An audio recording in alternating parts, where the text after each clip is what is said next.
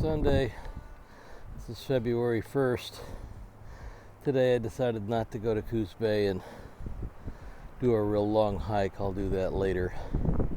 But I have determined I got about 84 or 5 days before I head back east. So I got to keep on that. But today's kind of rainy. It's supposed to be clear all week, so that'd be good. But I'm working all week, so just get out a little bit today, walk my 10,000 steps over here at BULLARDS Beach State Park. I'm on the bike path here heading down to the beach and then turn around and go up and around the Tsunami Trail at Loop C and come back to the car, which will be a little over 10,000 steps. But still a nice day. Nice area here, different than the redwoods, but still pretty. Looking out over the Coquille River, I'll show you that. And this is not too far. It's about 3 miles north of Bandon, so just south of Bandon Dunes Golf Resort. You still have to get out and move, otherwise you'll lose all your mobility, and you don't want that to happen. So get up and move around a little bit every day. Some days go a little farther. But we'll take you down here to the end and show you the beach, and then turn around and head back. Bullards Beach is kind of nice. Bullards Park is named after the people that kind of bought the property and early out here. I think Bullards was the first lighthouse keeper back in the late 1800s or so. And there's actually a private cemetery here that people that camp here don't know about because it's not on the map, but it's up by Sea Loop here. And they're all buried there. So that's kind of respectful.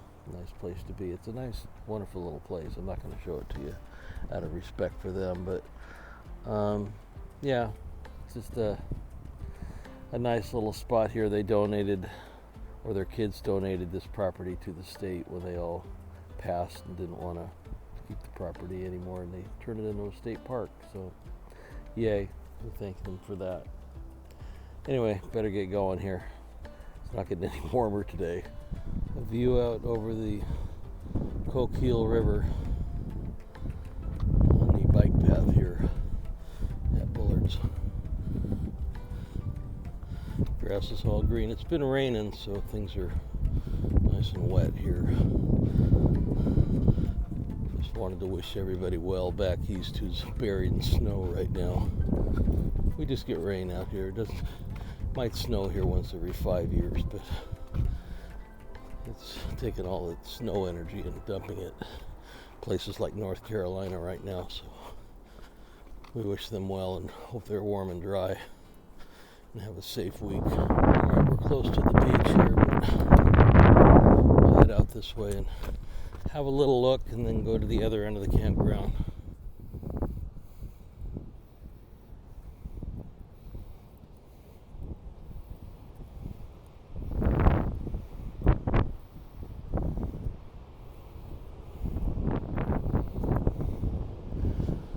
Too windy out today.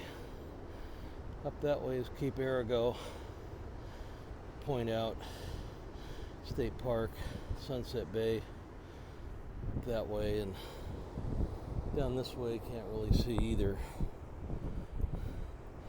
The jutting point out there is those rocks down there on the Bandon Beach. Can't really see past Strawberry Point down there, so, but it's been windier here. Anyway, we're going to head back to that far ridge of trees over there and get up there here in a little bit, up the Tsunami Trail.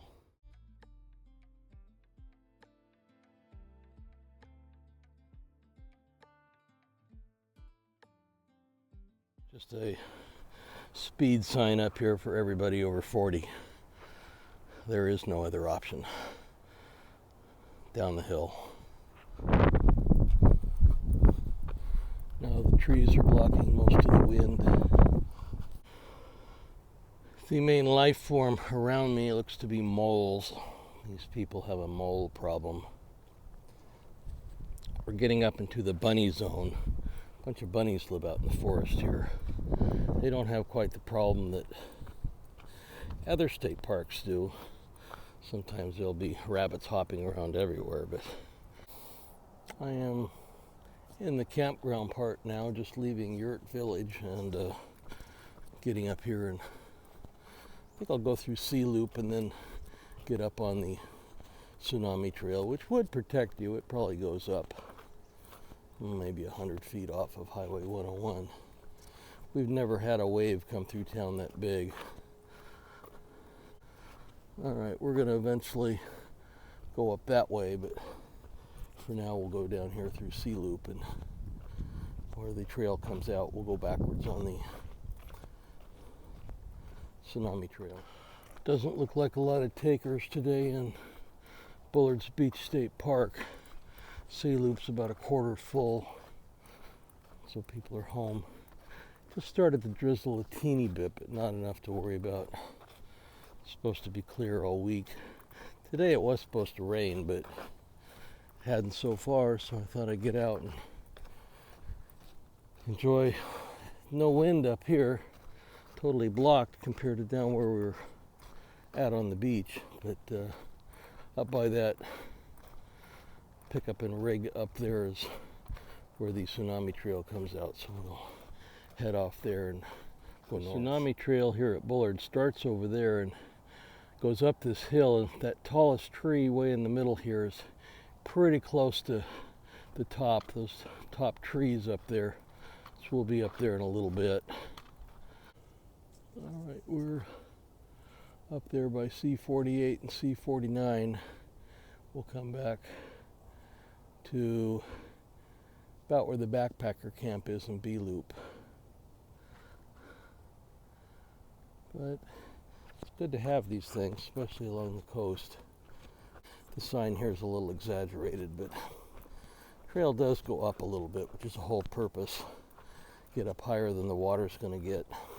So we'll see what this does. We have our ground covers here of black huckleberry and some spruces and some Douglas fir, but on the ground, this plant with its little red berries is given the native name of kinnikinick, and it grows all over here, interspersed as we get up here a little further with reindeer lichen.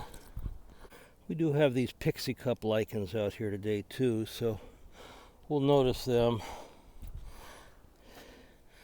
Some of these lichens have these little brown tips on them, these foliose lichen, they're leaf-like. We've seen witch's brooms on this black huckleberry before. You can kind of see it, how it thickens the branches there as we start going uphill in earnest here. This white snowy looking stuff here is the reindeer lichen, and it has an economical use that people don't normally think about unless you go to a hobby store and look at this stuff. It looks like little bushes, and in fact some places it's sold as little bushes for train sets.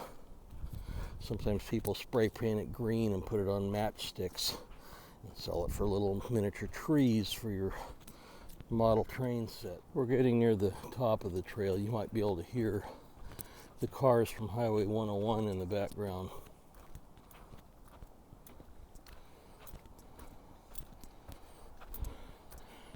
The highway's just on the other side of this hill.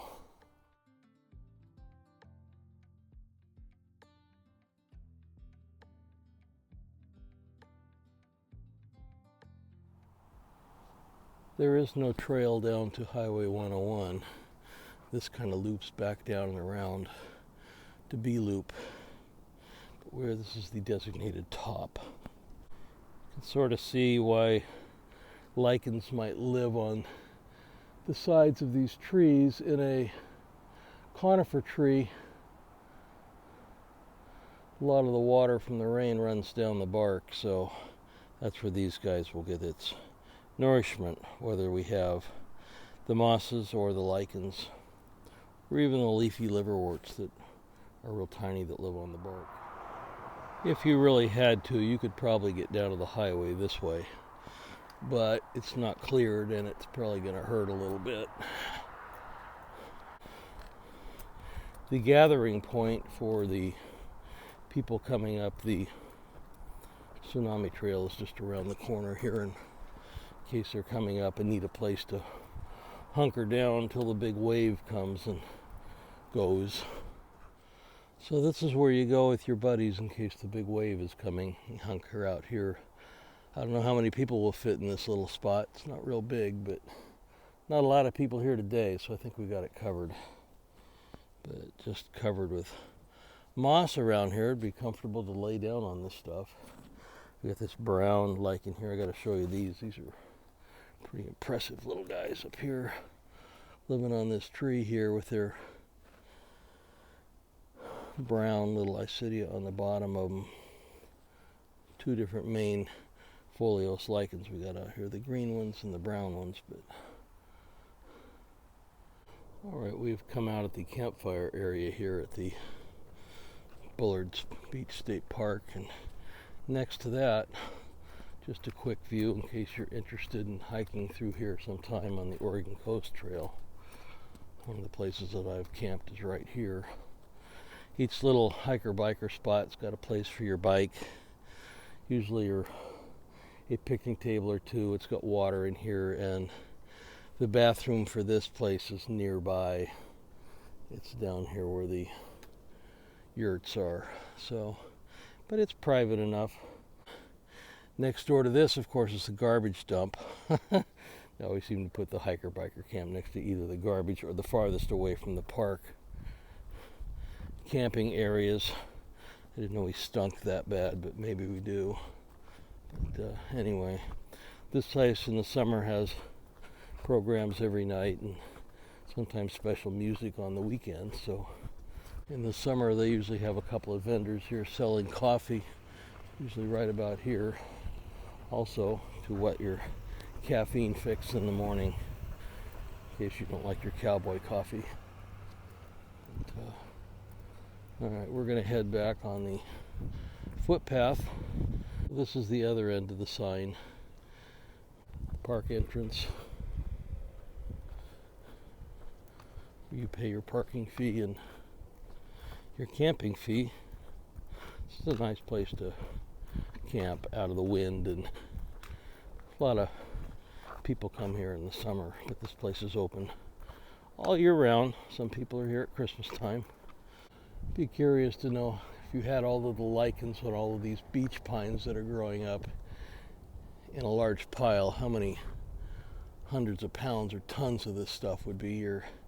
It just sits here doing its thing, blowing in the wind usually, but today is kind of a wet wind, so it just absorbs the moisture through the air.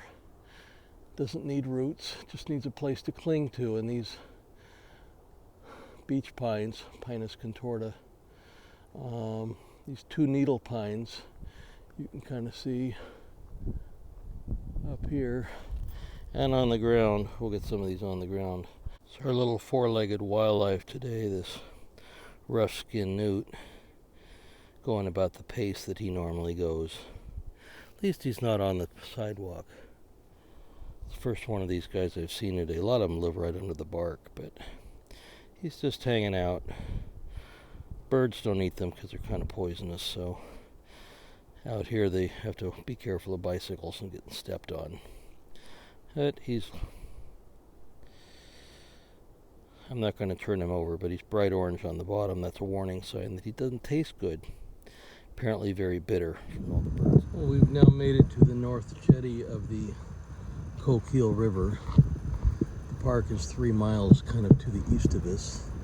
We have made it to the Bandon Coquille River lighthouse. Established in 1896 and restored in the 1970s. The Fresnel lens is no longer in the lighthouse. It's now just a relic of its past self, and tours are given in the summer. The lighthouse keeper's residence was south of there, and can't go in today, it's closed because it's January, but you can see it's showing signs of aging being built more than 100 years ago.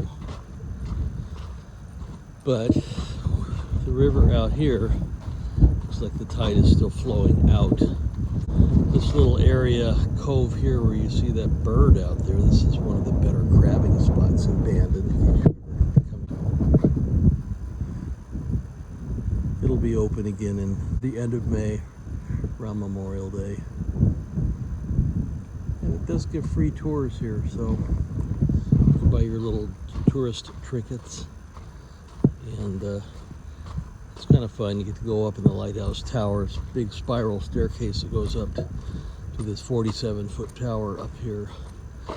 But when there's storms, the big winter storms, all this driftwood winds up on the beach sometimes, and sometimes it winds up in this parking lot over here. So it's been cleared this year, but you can see on the north jetty, this stuff is kind of flowing from north to south as the ocean current goes, and it's just a whole lot more driftwood piled up on this side than on the other side of the jetty, and the south jetty, which kind of blocks a lot of this driftwood from piling up in one spot. But yeah, this road, which used to be the parking lot for the lighthouse, is now just a circular closed drive. The parking lot is a little further away. Downtown Bandon is straight ahead, but we have to, of course, cross the river to get to that. And the old pilings from days when Bandon was a lively place as ships stopped here on their way to Seattle, before Portland was really a big bustling place to pull into. People would go from San Francisco to Seattle, and in the heydays of the 1900s, before the first Bandon fire, this was quite the stop apparently. But as we look out over here to the parking lot up there where I'm parked, we have a lot of these low-growing trees still stunted by the salt spray, and a lot of the beach grass around this European beach grass came over when people populated this area in the 1880s and 90s.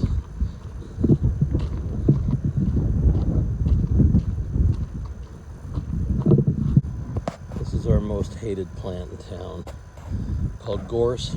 Beautiful yellow flowers, but makes good hedges, which probably make good neighbors, and that's why they grow it in the UK and Ireland and Scotland. But our founder, Lord Bennett, brought it over with him. So he thought it would do so well here, but they have a hard time managing it, and it grows wild both north and south of here. And it goes all the way up to Florence, and it goes all the way south, pretty much close to Port Orford now. It started here in 1895, I think, or so. Anyway, when the church was established. But not a very fun plant to hike through. Pretty scratchy stuff. It's got a lot of oil in it, so it's responsible for the 2 Bandon fires. Once it catches fire, it is hard to put out.